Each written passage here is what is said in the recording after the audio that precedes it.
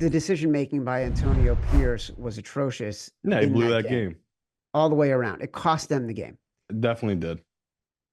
In the fourth quarter, they were down 16-10. They were on the Chargers' 43-yard line with 7 minutes, 15 seconds remaining. They had a 4th and 1. He decided not to go for it. And the camera actually caught him saying, as they're lining up for the punt, should I be going for this? Jesus. Per The Athletic, it was the first time an NFL team had punted on 4th and 1 from the opposing team's territory while trailing in the fourth quarter since September 11th, 2016. So 8 years. The Athletic wrote, this was funny. It was the league's most timid play call in that situation in nearly 8 years. I mean, how can we count on a coach like that? Even as a 9.5-point dog. Oh, man. I know. What if it's 10 points? Does that intrigue you a little? Because I think it's going to get there. I think the public's going to view it just as you're viewing it. And my hope is, someone gets in his ear and says, listen, last year when you were playing for a job, you were winning. You were aggressive. It worked out for you. Now you're playing to keep your job, and you're going to lose your job if you're playing this way. So my fear with him is he doesn't know what he's doing, right? In the first half, he was going for it on their own side of the ball. Like, he was super aggressive, and then it didn't work out for him. So now he's going the other way and playing really conservative. And it's like, dude, you're the team that has the 2 turnovers in this game. You can't be going conservative. They're outgaining them and doing everything they wanted to against that Chargers team, and they only put up 10 points. I mean, Minshew had a good game. I know people want to bag on him, but it's like he actually played pretty well in that game, all things considered. So, yeah, I get the hesitation, Chad, but you probably don't remember it. I do, just because I remember a lot of our fun, ugly wins. But we took the Raiders in this exact scenario. Not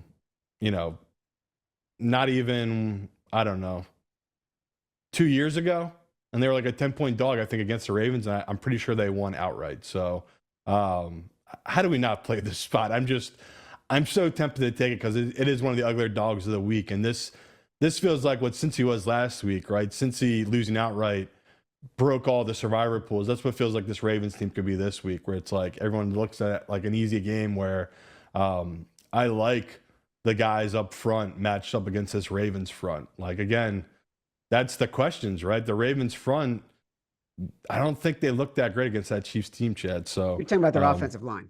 Yeah.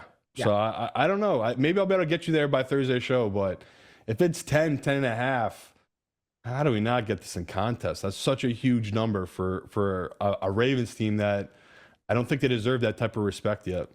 Well, look, I'm not going to lie to you. I'm feeling a little chalky today. A lot of the games I liked were chalky.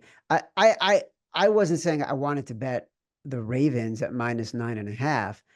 I was just saying I wasn't committed to the Raiders yet, even though, of course, this is the right side. Part of it is a bias. Like, I don't think this is a very good team. And you and I just happen to disagree on this. I know you like the Raiders and they're over.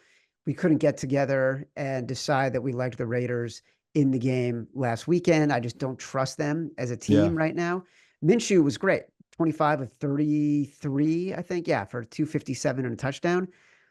One thing, and the Ravens were not great on Thursday night.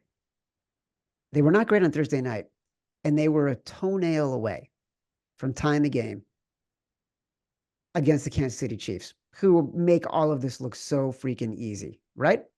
And so, then I know John Harbaugh, if he is coming off a bye or has at least 10 days to prepare, 27-8 straight up, 20-13-2 against the spread. Technically, this is 9 days. So, do I count this as 9 days? Do I count this as 10 days? Do I put this in the package? And the spread's moved a lot, brother. I mean, it was 7.5, and now it's up to 9.5, 10. So, that is a lot of movement as well. Yeah, you're right. We're probably going to have to bet this.